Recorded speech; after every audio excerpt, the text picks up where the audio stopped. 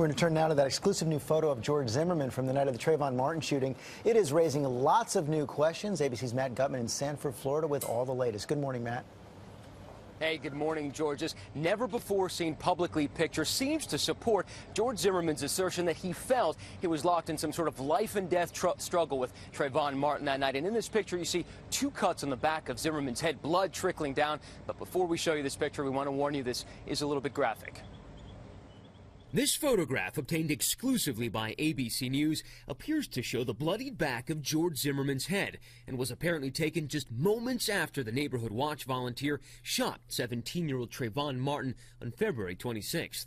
This morning, as Zimmerman's attorney asks a judge to release him from jail on bond, the photograph appears to be the first publicly disclosed evidence supporting Zimmerman's account that the shooting was in self-defense and that during their scuffle that night, Martin repeatedly bashed his head on the concrete sidewalk. He wants to get back with his family.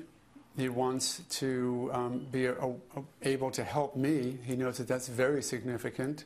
Sources tell ABC News that investigators have seen the photograph and are aware of the photographer's story. The person who took the photograph tells ABC News exclusively he heard Martin and Zimmerman fight before the shooting, and that after Martin was killed, a wobbly Zimmerman asked the photographer to call Zimmerman's wife, allegedly blurting out, "Man, just tell her I shot someone." ABC News has also confirmed that GPS and other data embedded in the digital photograph shows it was taken at the scene of the shooting with an iPhone just 3 minutes after this fatal gunshot was heard on 911 calls. All right, what is your phone number?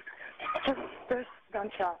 The photographer says gunpowder marks were clearly visible on Martin's gray hoodie, indicating the shooting occurred at a very close range. Zimmerman was treated at the scene, then driven here to the Sanford police station, where his wounds appear to be less visible on the surveillance video. In a statement to ABC News overnight, Martin's family says prosecutors have seen all the evidence and still believe Zimmerman murdered Trayvon.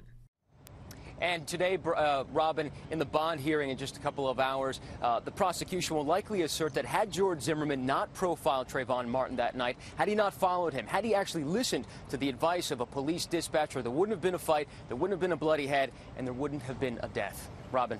All right there, Matt. Thank you.